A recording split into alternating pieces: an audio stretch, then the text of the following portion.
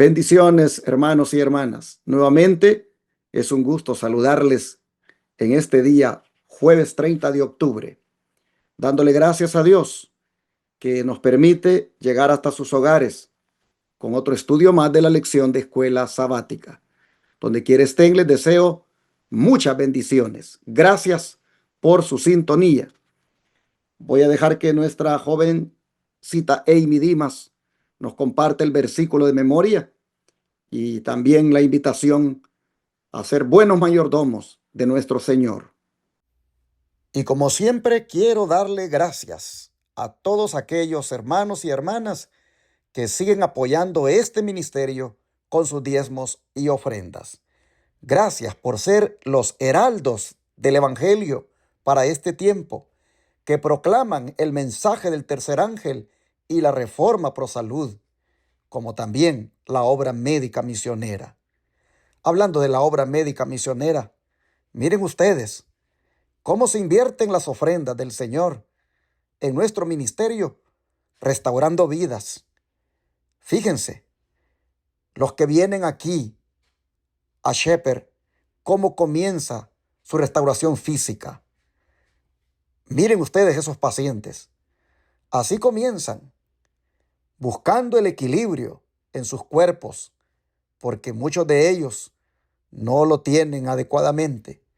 Pero miren luego a lo que sigue, es a la gimnasia. Y después mírenlos ahora cómo corren. Si se fijan, va progresivamente la restauración. Muchos terminan agradecidos porque algunos no podían correr, otros no podían caminar de una manera firme. Y cuando terminan, ellos se van felices porque ahora tienen agilidad, han sido restaurados físicamente.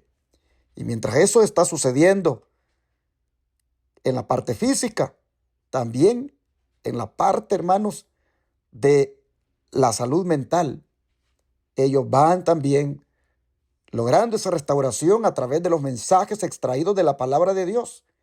Y van, por supuesto, siendo restaurados espiritualmente y con los otros tratamientos que reciben. De la misma manera, ellos van sintiéndose mejor. Así, hermanos, con este, digamos así, video les muestro cómo el Señor hace la obra en nuestro ministerio. Pero usted es el instrumento que el Señor usa para que esto sea posible cuando envía ofrendas aquí con nosotros. Y cuando envía diezmos, usted está predicando el mensaje del tercer ángel en miles de hogares a través de los 4 canales de televisión y radio que tenemos rentados y que para eso usamos los diezmos, para pagar esos canales y predique 24/7, es decir, las 24 horas del día, los 7 días de la semana. Así que, hermanos y hermanas, les pongo en la pantalla la manera de cómo ustedes este día pueden enviar diezmos, ofrendas y donaciones especiales. Si viven en los Estados Unidos, pueden hacerlo por la aplicación Cele, utilizando el 214-881-4029. Pueden enviar cheque o money order al P.O. Box 669, Shepherd, Texas 77371, a nombre de Iglesia Advenimiento. Pueden llamar al número 214-881-4029 para darlo en el instante de su tarjeta de débito o crédito. O pueden ir a paypal.com y colocar allí en la cuenta que se llama Iglesia Advenimiento con el correo asociado lostresangelesirving@gmail.com.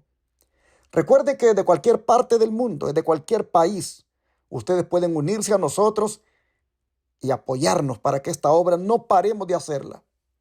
Pueden enviar también por Western Union, por MoneyGram, por RIA. Pueden transferir de banco a banco. Llámeme al WhatsApp más 1-214-881-4029 para darle detalles de cómo usted puede desde cualquier parte del mundo enviar acá en su moneda local diezmos, ofrendas o donaciones especiales que nos permitan seguir adelante con esta obra. Dios les bendiga a todos aquellos que hoy se hagan presente o cualquier día de estos en la medida en que el Señor se los impresione. Ayúdennos para seguir ayudando, para seguir proclamando este mensaje y para seguir restaurando vidas. Gracias. Dios bendiga al dador alegre. Ahora les compartiré el versículo para memorizar de hoy jueves 30 de octubre y es el versículo de Hebreos 4:12 y dice de esta manera: porque la palabra de Dios es viva y eficaz y más cortante que toda espada de dos filos y penetra hasta partir el alma y el espíritu, las coyunturas y los tuétanos, y discierne los pensamientos y las intenciones del corazón. Se los leo una vez más. El versículo 12 dice de esta manera: porque la palabra de Dios es viva y eficaz, y más cortante que toda espada de dos filos, y penetra hasta partir el alma y el espíritu, las coyunturas y los tuétanos, y discierne los pensamientos y las intenciones del corazón. Y bueno, les seguimos invitando a poder seguir ejerciendo su mente, memorizando estos hermosos versículos de la palabra de Dios. Y con esto les dejo Hebreos 4:12. Que el Señor les bendiga. Y como siempre, mis hermanos, yo no puedo dejar de decirles que nos reunamos los sábados para adorar al Señor. Especialmente hoy lo hago porque este sábado voy a estar predicando en la ciudad de Irving, Texas, ahí cerquita de Dallas. Y quiero, por lo tanto, decirle a los que miran el canal 52.7 que vengan y nos reunamos para que como un solo pueblo le tributemos esa honra y gloria a nuestro Dios.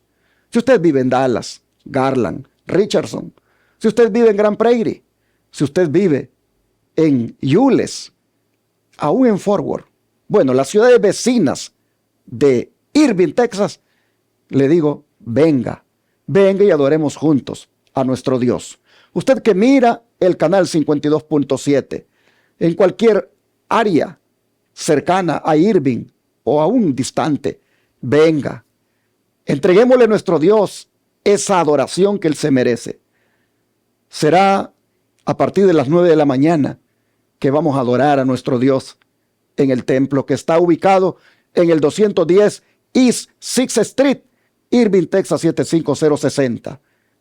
Rentamos en el templo Irving Church. Allí los sábados nos congregamos y allí a partir de las 9 de la mañana hemos de exaltar a una su nombre, como me gusta decir de la Escritura, esas palabras. Hermanos y hermanas, estaré predicando un mensaje de verdad presente este sábado que viene y por lo tanto quiero compartirlo con aquellos que nos miran o nos oyen en Radio Advenimiento. Vengan con nosotros, serán bienvenidos y como dice nuestro promo, será un placer tenerles con nosotros. Les esperamos. Y ahora, nuevamente, está con nosotros Elisha Palma, quien está vía Zoom, lista para compartir con todos ustedes el estudio de hoy, titulado El Hijo de Dios. Elisha, bienvenida, ¿cómo estás? Bien, pastor. Gracias a Dios, bien. Aquí listos para grabar junto contigo la lección. ¿Qué te parece si haces la oración para comenzar? Claro. Amante Dios, venimos ante ti, al trono de tu gracia, dándote las gracias por este nuevo día y por este pan que nos ha dado. Permita, Señor, que podamos crecer con este pan espiritualmente y que podamos amarte más y servirte más fielmente. En el nombre de Jesús. Amén. Amén. ¿Qué propuesta contradictoria hizo Pilato a los judíos, Elisha? ¿Y qué declaración le llenó de temor? Encontramos la respuesta a esa pregunta en el libro de Juan, capítulo 19, versículos 6 a 8. Aquí dice: cuando le vieron, los principales sacerdotes y los alguaciles dieron voces diciendo: crucifícale, crucifícale. Pilato les dijo: tomadle vosotros y crucificadle, porque yo no hallo delito en él. Los judíos les respondieron, nosotros tenemos una ley, y según nuestra ley debe morir, porque se hizo a sí mismo hijo de Dios. Cuando Pilato oyó decir esto, tuvo más miedo. Entonces, ¿qué propuesta contradictoria hizo Pilato a los judíos? Prácticamente se contradijo. Dijo, el hombre es inocente, crucifíquenlo. Esta es la evidencia de una persona no firme en los principios de la justicia. Alguien que se deja influir por la presión, una persona indecisa. Al decirle a los judíos que él era el Hijo de Dios, aunque él tenía un entendimiento superficial, no muy profunda, él sí creía en lo supernatural. Dice que se llenó de miedo. Pero me llama la atención que diga que ellos tienen una ley donde de acuerdo a esa ley merece morir porque se ha hecho pasar como el Hijo de Dios. En otras palabras, se ha hecho igual al Padre Celestial. Él dice que es divino y de acuerdo a esa ley que tenemos, él ha caído en la blasfemia. Y la blasfemia es, es condenada por nuestra ley con pena de muerte a pedradas. Realmente, hermanos, cuando Caifás les dice, pues crucifíquenle ustedes, él lo está haciendo de una manera como así exasperada porque él sabe que la crucifixión es un sistema de, de muerte que lo aplica Roma.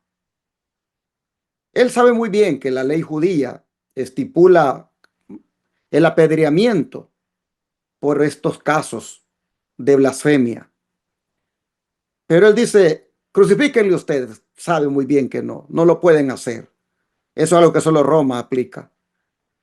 Pero porque se hizo llamar hijo de Dios. Bueno, hermanos, qué cosa, ¿no? Por eso lo van a matar. Por eso van a, a deshacerse de él de esa manera. Oh, si tan solo entendieran que efectivamente era divino, era el Hijo de Dios, hubiera sido la oportunidad de salvación para ellos. Pero lamentablemente, hermanos, eso, eso no sucedió. Ahora llama la atención que Pilato diga que le dio más miedo cuando escuchó que era el Hijo de Dios. ¿Por qué? Porque ya había recibido una carta de su esposa donde le hacía saber cómo había sufrido mucho en sueños por causa de Jesús. Hijo de Dios. En otras palabras, Pilato dijo, estoy aquí ante una persona sobrenatural. He azotado, he torturado a un hombre que es el Hijo de Dios. Oh, suficiente motivo, hermanos, para tener miedo. Más miedo. Llama la atención esa frase. Más miedo. Porque si ya tenía miedo, si ya tenía ese temor cuando la esposa le había mandado la carta, ahora la frase más miedo, lo que está diciendo es, o sea que estoy tratando aquí con una persona divina. He torturado al Hijo de Dios. He azotado al Hijo de Dios. He permitido que al Hijo de Dios le hayan causado tanta burla, tanto azote. Sí, tenía razón para tener miedo, porque tristemente todos los que participaron de esto, como también todos los que no aprecien esto y elijan mejor vivir su vida de pecado, llegará el día cuando van a pagar por esto. Dios nos ayude, hermanos, para que nosotros no despreciemos tan grande sacrificio, porque si lo hacemos también como Pilato, un día pagaremos nuestras desobediencias, nuestra rebelión. El don de profecía, ¿qué dice al respecto, Elisha? Dice que Pilato se sorprendió. No tenía idea correcta de Cristo y de su misión, pero tenía una fe vaga en Dios y en los seres superiores a la humanidad. El pensamiento que una vez antes cruzara por su mente se cobró ahora una forma más definida. Se preguntó si no sería un ser divino el que estaba delante de él, cubierto con el burlesco manto purpúreo y coronado de espinas. O sea, esta cita aquí destaca que él quedó sorprendido. Dice que aunque él no entendía correctamente la misión de Jesús, él sí creía en lo supernatural y se preguntó si era un ser divino delante de él. Y como usted dijo, pastor, ya su esposa le había advertido. Y si ya le advirtió antes de que tuviesen este suceso en su tribunal, entonces esta declaración confirmaba aún más quién era Jesús. Pilato tenía suficientes advertencias y evidencia para tomar una decisión correcta, pero aún así no lo hizo. Ahora, ¿qué conversación hubo entre Jesús y Pilato a partir de ese momento? Dice en Juan 19, 9 al 11, y entró otra vez en el pretorio y dijo a Jesús, ¿de dónde eres tú? Mas Jesús no le dio respuesta. Entonces le dijo Pilato, ¿a mí no me hablas? ¿No sabes que tengo autoridad para crucificarte y que tengo autoridad para soltarte? Respondió Jesús, ninguna autoridad tendrías contra mí si no te fuese dada de arriba. Por tanto, el que a ti me ha entregado, mayor pecado tiene. Entonces aquí, la conversación que tuvieron Pilato y Jesús hablaron sobre quién de verdad tenía la autoridad de librar a Jesús. Aquí el Señor está explicando la realidad del asunto. ¿Quién de verdad tenía el poder de librar a Jesús de ser crucificado? ¿Tenía Pilato el poder de librarlo? ¿O Jesús tenía el poder? Ciertamente Pilato era un gobernador del Imperio Romano, pero frente a él estaba el Rey del universo. Jesús mismo se podía librar. Y uno se puede preguntar por qué no lo hizo, ¿verdad? Jesús decidió someterse a esa cruel paga para pagar por nuestros pecados. Y noten, hermanos, lo que el Señor dice aquí en el versículo número 11.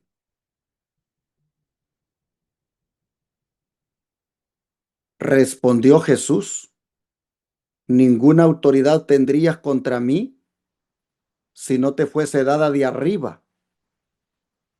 Por tanto, el que a ti me ha entregado, mayor pecado tiene. ¿Quién lo había entregado? Judas y Caifás. Judas se lo entregó a Caifás, Caifás se lo entregó a Pilato. Hermanos, en esta frase nosotros vemos cómo el Señor está diciendo que estos tienen mayor pecado. ¿Por qué? Porque a más luz, mayor responsabilidad. Judas estuvo con Jesús 3 años y medio. Caifás era el sacerdote del pueblo. Ellos tenían más pecado porque tenían más luz. Y el Señor claramente está diciendo que ellos son más culpables que Pilato. Oh, hermanos, pero también no deja de ser relevante cuando el Señor dice: ninguna autoridad tendrías contra mí si no te fuese dada de arriba. Porque allí también, hermanos, se ve de que la autoridad que los gobernantes tienen, la tienen porque Dios se las ha dado. Lo que ellos hagan con esa autoridad, el abuso que cometan con esa autoridad, de eso Dios no es responsable. Dios les da la autoridad para que gobiernen con justicia. Dios les da la autoridad para que sean gobernantes justos. Pero cuando ya utilizan los gobernantes la autoridad para hacer injusticias y para aplicarlas selectivamente sobre las personas y especialmente en contra de las minorías o de los pobres, de los marginados, hermanos, eso Dios no lo avala. Y a aquellos a quienes Dios les dio la autoridad, en su debido momento Dios los llama a dar cuenta. Así que no nos preocupe cuando en la tierra hay gobernantes que utilizan la ley de una manera arbitraria, que la utilizan de una manera injusta y que hacen sufrir al inocente con ello. No nos sorprenda, hermanos, ni nos extrañemos, valga la redundancia, los términos, porque así, así ha sido en la historia, pero Dios finalmente hace justicia. La autoridad que Pilato tenía, la tenía porque se la había dado el emperador, pero esa autoridad finalmente venía de arriba. Es decir, Dios en alguna manera les había permitido estar haciendo esa labor de ser una autoridad civil, política, pero hay de ellos que la utilicen de una manera equivocada o injusta como están haciéndolo en este caso con Cristo. Bueno, ¿y qué argumento deshonesto ahora, Elisha, de los judíos hizo que Pilato viniera a ceder cobardemente a sus demandas? Y luego vamos a contestar quién merecía la mayor culpa por el crimen. Dice en Juan 19, versículo 12 al 16. Desde entonces procuraba Pilato soltarle, pero los judíos daban voces diciendo: si a éste sueltas, no eres amigo de César. Todo el que se hace rey, a César se opone.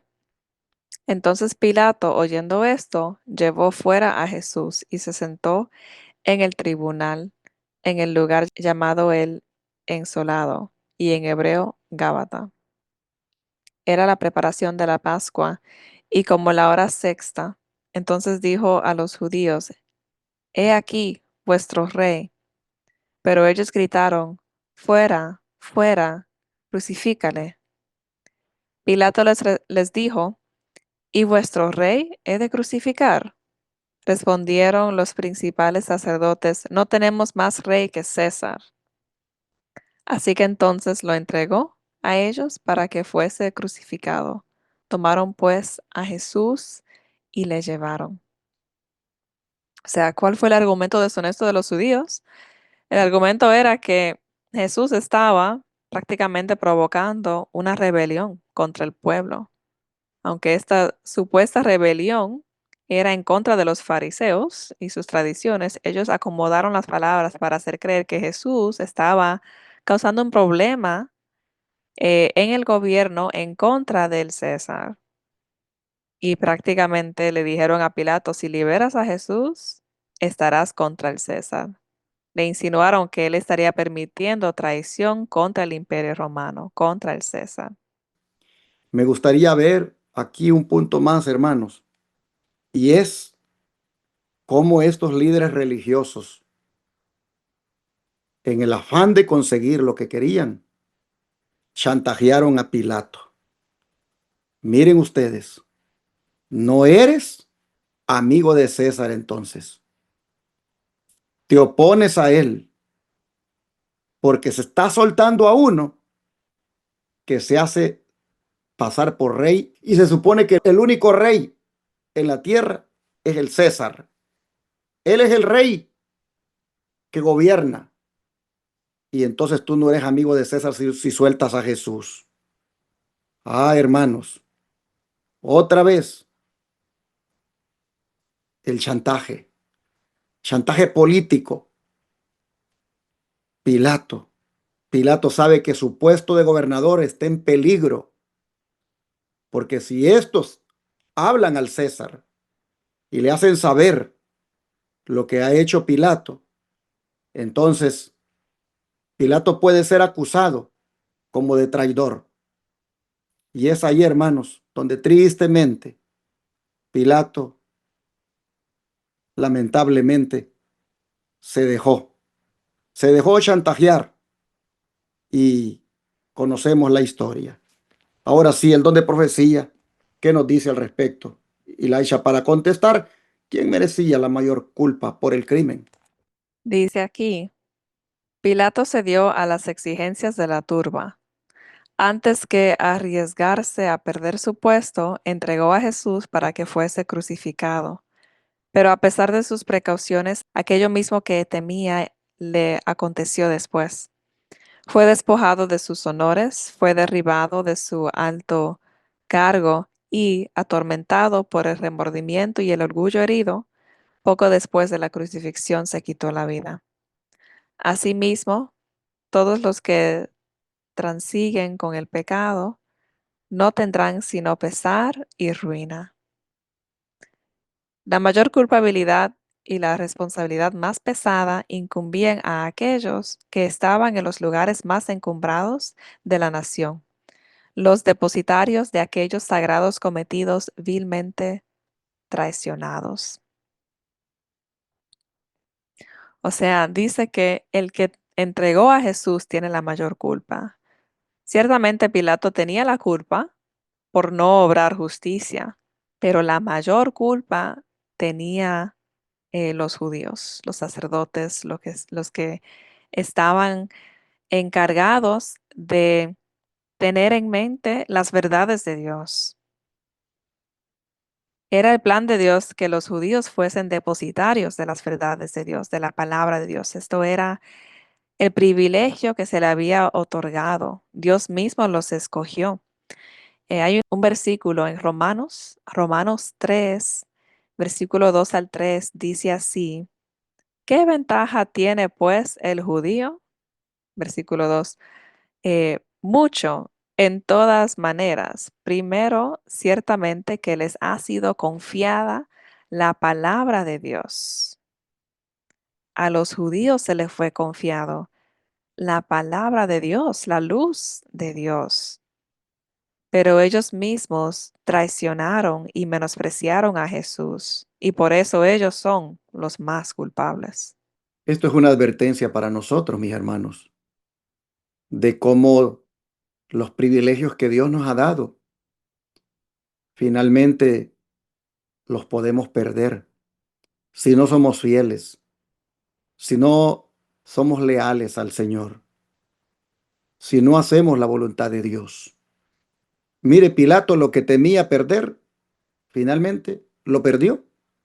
Pues dice acá que le quitaron su cargo y atormentado por el remordimiento y el orgullo herido, después se quitó la vida. ¿Qué le parece? Así terminó el débil Pilato, el hombre que podía haber decidido ser leal, ser un hombre justo, pero no, sacrificó los principios. Mire cómo terminó, suicidándose, al igual que Judas y el pueblo judío también. Más tarde Roma vino en el año 70 a sufrir el castigo. Hermanos y hermanas, ambas autoridades, la civil y la religiosa, la autoridad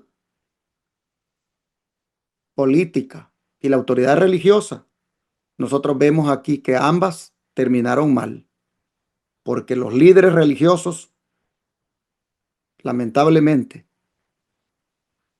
no evitaron que Roma les quemara la ciudad más tarde. Ambos no hicieron buen uso de los privilegios. Hoy nosotros tenemos el privilegio de ser hijos de Dios, de ser también los depositarios de la santa ley de Dios, de compartir con otros el mensaje de Dios. Él nos ha constituido en sus heraldos. Él inclusive nos simboliza como ángeles, es decir, como mensajeros para dar su mensaje. Hemos conocido y entendido los mensajes de los tres ángeles. Pero hay de nosotros que con tan grandes privilegios, hermanos, seamos desleales, traicionemos el cometido y finalmente nos rebelemos contra Dios. Ay de nosotros si no hacemos lo correcto. Es posible que alguien diga, ¿por qué hablan así? ¿Por qué hablan en tono amenazante? Si el evangelio son buenas nuevas, el evangelio no es para estar amenazando.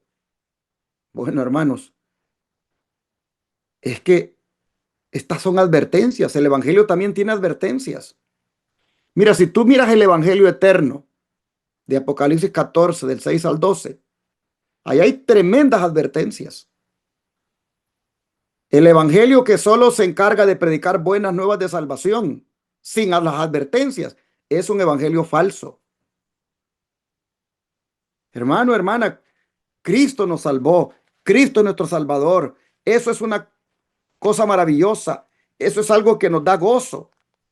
Pero también debemos entender que si nosotros convertimos el evangelio en una excusa para pecar, convertimos la gracia del Señor en libertinaje, hermanos, no creamos que el evangelio entonces se tiene que aplicar como salvación independientemente de cómo nosotros elijamos vivir.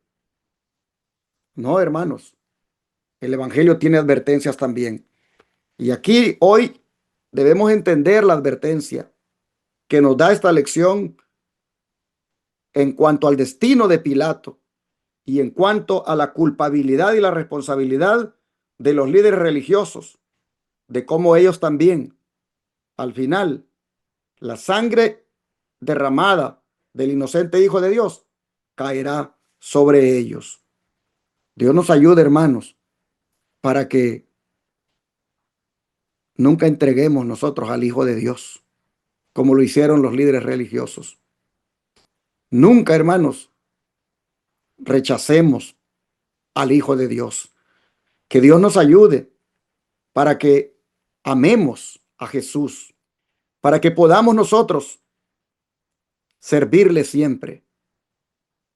Él es nuestro Rey, Él es nuestro Salvador, Él es nuestro Señor y merece nuestra adoración y nuestro respeto siempre. Vamos a orar para pedirle a Él que nos ayude a amarlo y también a apreciar el privilegio de ser sus hijos. Oremos. Te damos gracias, Padre Celestial, nuevamente, porque otra vez, a través de esta lección, nos enseñas sobre la importancia de apreciar el privilegio de ser tus hijos, de apreciar el privilegio de tener el honor de ser depositarios de tu santa ley, de tu mensaje de verdad presente. Señor, ayúdanos para que nos mantengamos fieles a ti y que nunca traicionemos el cometido. Nunca, Señor, rechacemos o neguemos a tu persona. Padre, te suplicamos que nos mantengamos siempre firmes en la fe y que pongamos en alto tu nombre, y que cuando vengan los castigos sobre los apóstatas, sobre los que eligieron darte la espalda, sobre los que eligieron entregarte o rechazarte, oh Padre, ninguno de esos castigos caiga sobre nosotros, porque estaremos hasta ese día siendo fieles, amándote y sirviéndote como el Hijo de Dios que eres, como el Rey de Reyes y Señor de Señores que eres. Padre, en tus manos nos ponemos y te pedimos que nos ayudes para serte fieles todo el tiempo y que perseveremos en la fe hasta el día de tu venida. Te lo suplicamos en el nombre de Jesús. Amén.